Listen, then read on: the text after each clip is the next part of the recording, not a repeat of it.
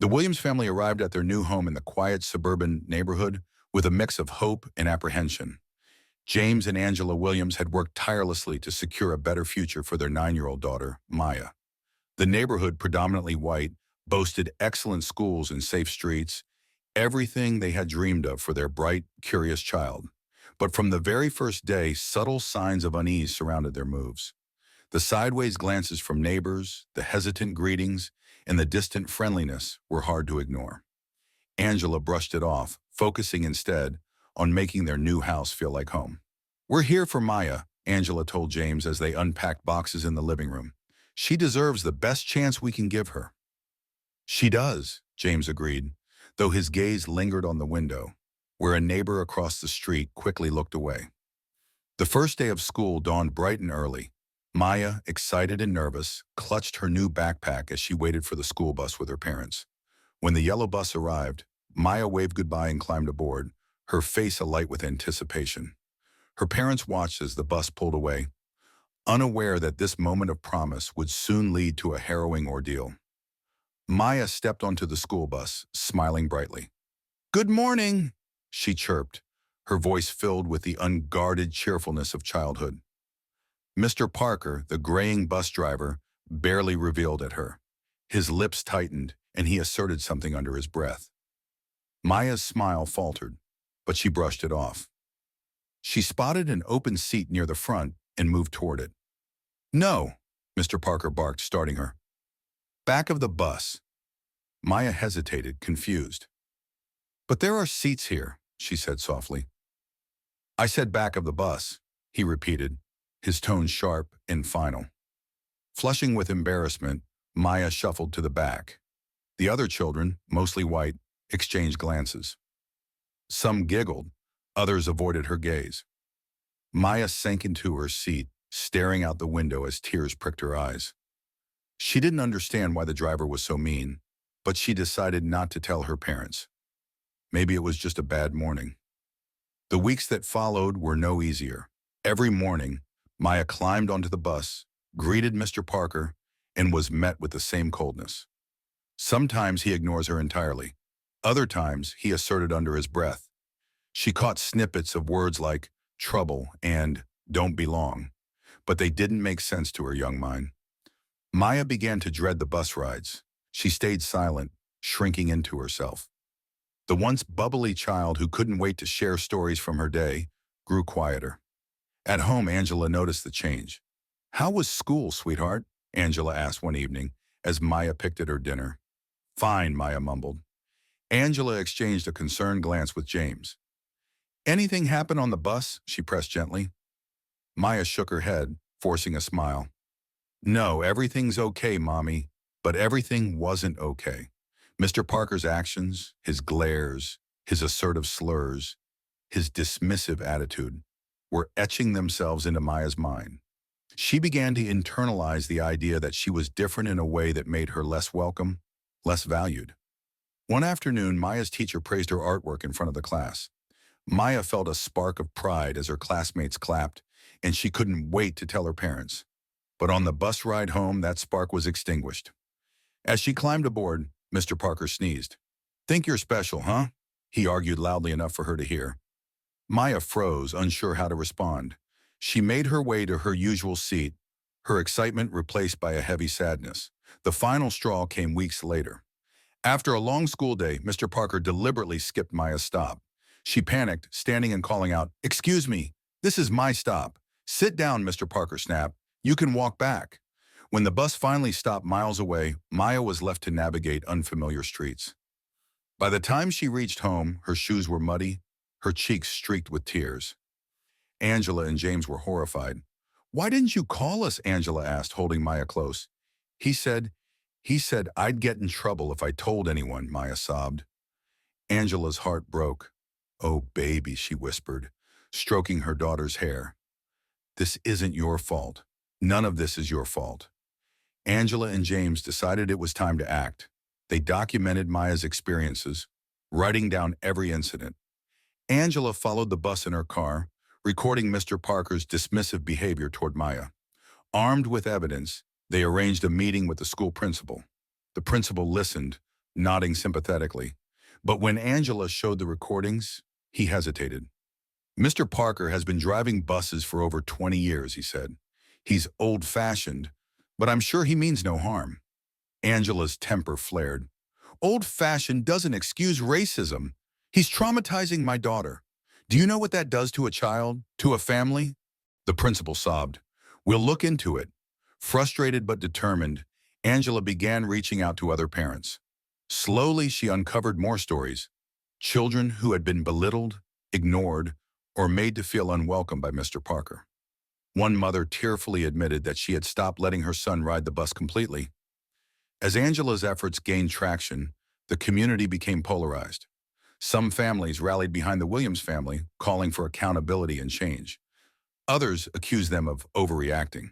Mr. Parker is a good man, one neighbor said at a community meeting. He's been here forever. Why would he suddenly start acting this way? Maybe he's always been this way. Angela shot back. Maybe no one's had the courage to speak up until now. The tension spilled over into Maya's life. Some classmates supported her, while others whispered behind her back. The weight of it all bore down on her small shoulders, leaving Angela to wonder, what happens to a child's future when their spirit is broken? And if families like hers feel unsafe, what does that mean for society as a whole? Angela and James decided it was time to escalate their efforts. They organized a meeting at their local community center, inviting parents who had expressed concern about Mr. Parker's behavior. Angela also reached out to a local journalist known for covering social justice issues. The meeting was a mix of emotions: anger, sadness, and determination. Parents shared their stories about Mr. Parker, recounting incidents that had left their children feeling unwelcome and unsafe. One father described how his son had been told to speak properly by Mr. Parker after asking a question about his stop. We're not just fighting for Maya, Angela said, her voice steady despite the lump in her throat. We're fighting for every child who's been made to feel less than because of who they are. The journalist Sarah Dixon promised to investigate further and amplify their voices. Within days, an article titled "Silent Racism on Our School Buses" appeared in the local paper, sparking widespread attention. The article brought a flurry of attention to the Williams family and their community. Reporters showed up at their doorstep, asking for interviews. The school district issued a statement saying they would investigate the allegations. But Angela knew this was only the beginning. Maya's story began to resonate with people far beyond their neighborhood. Angela received messages of support from other parents, activists, and even former students who had ridden Mr. Parker's bus years ago. He's always been this way, one email read. I'm so sorry it's still happening. Despite the growing support, the backlash was fierce. Some neighbors accused the Williams family of ruining a good man's reputation. Angela overheard whispers in the grocery store, and James found notes of disdain left on their car windshield. But they refused to back down. If we don't fight this, Angela told James one evening, who will? Maya's bravery became the cornerstone of the family's fight. Angela and James sat down with her, explaining that the police and school officials might need to hear her story. You don't have to do this if you're not ready, Angela said, holding her daughter's hands. Maya took a deep breath. I want to. I don't want him to do this to anyone else. Her testimony was heart-wrenching. She described how Mr. Parker's words made her feel small and unwanted, how she had started to dread school because of him. Her tears flowed freely, and Angela's heart broke anew, but she couldn't have been prouder of her daughter's strength. The police opened an investigation, and the school district placed Mr. Parker on administrative leave. For the first time, it felt like progress was being made. Maya's pain extended far beyond the bus rides. Nightmares plagued her sleep. She often woke up crying, reliving Mr. Parker's cruel words and actions. She withdrew from friends and struggled to focus in class. Angela and James watched helplessly as their once bright child seemed to dim under the weight of her experiences. In therapy sessions, Maya spoke of feeling invisible and unimportant. Why do they hate me, Mommy? She asked Angela one night, her small voice trembling. The question shattered Angela's heart.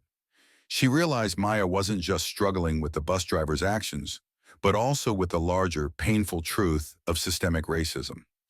Mr. Parker, meanwhile, remained unapologetic. In an interview with local news, he defended his actions, claiming he was simply enforcing discipline and that his behavior had been misunderstood. His words enraged Angela and James, who saw them as a blatant refusal to take responsibility. The Williams family's fight gained momentum as organizations like the NAACP and UNICEF stepped in to offer support. UNICEF released a statement condemning the events and emphasizing the psychological impact of racism on children. A child's sense of self-worth and safety is foundational, the statement read. When these are compromised, it affects not only the individual, but the future of our communities and societies. Other families joined the movement, and protests were organized outside the school district's headquarters. Signs reading, "Protect our kids and end racism," now filled the streets. James gave an impassioned speech at one rally. "This isn't just about my daughter," he said, his voice trembling with emotion. "This is about every child who's been made to feel less because of their skin color. It's about standing together to say enough is enough." The investigation revealed a troubling pattern. Dozens of former and current students came forward with similar stories about Mr. Parker. His defenders grew quieter as the weight of the evidence became undeniable. Angela and James attended a school board meeting where the findings were presented. The atmosphere was tense as the superintendent announced Mr. Parker's termination. "This is a step in the right direction," Angela said during the public comment period. "But we need systemic changes to ensure no child has to endure what my daughter did." The school board committed to implementing diversity training for all staff, installing cameras on all buses, and creating an anonymous reporting system for students and parents. These measures were a direct result of the Williams family's advocacy. For Maya, healing was a slow but steady process. Angela and James enrolled her in therapy, where she could talk openly about her feelings. They also encouraged her to join an art club at school, knowing how much she loved to draw. At home, they made an effort to surround her with love and positivity. Family game nights, art projects, and trips to the park became regular occurrences. Slowly, Maya began to reclaim her joy. "You're so strong, Maya," Angela told her one evening as they worked on a puzzle together, "and you're helping make things better for so many kids." Maya smiled, a glimmer of her old self returning. "I just want to be happy again." The Williams family's fight sparked conversations throughout the community. Neighbors who had once kept their distance began reaching out, offering apologies and support. The diversity committee Angela had helped form gained traction, hosting workshops and town hall meetings. Maya's story became a catalyst for change. The school's culture began to shift, with more inclusive policies and a renewed focus on equity. One day, as Maya boarded the bus with a new driver who greeted her warmly, Angela watched from the window and felt a surge of hope. They had faced darkness, but together they had forged a path toward the light. Months later, Angela stood before a group of parents at a community event. She spoke about their journey, the pain, the challenges, and the triumphs. "Our children deserve to feel safe and valued," she said. "When we stand up for them, we're not just protecting their future, we're shaping the future of our society." The room erupted in applause, and Angela felt a sense of closure. While there was still work to be done, she knew they had made a difference. Maya's laughter echoed from the playground outside, a testament to resilience and the power of love. The Williams family had fought for justice and emerged stronger, ready to face whatever challenges lay ahead. The ripple effect of their fight continued, inspiring others to stand against injustice. Together, they proved that change is possible when voices unite against the forces of prejudice and inequality. Thank you for watching this video. If you enjoyed it, please support me by clicking the logo in the bottom right corner to subscribe to my channel. This way, you won't miss any of the exciting stories coming up. Thank you so much.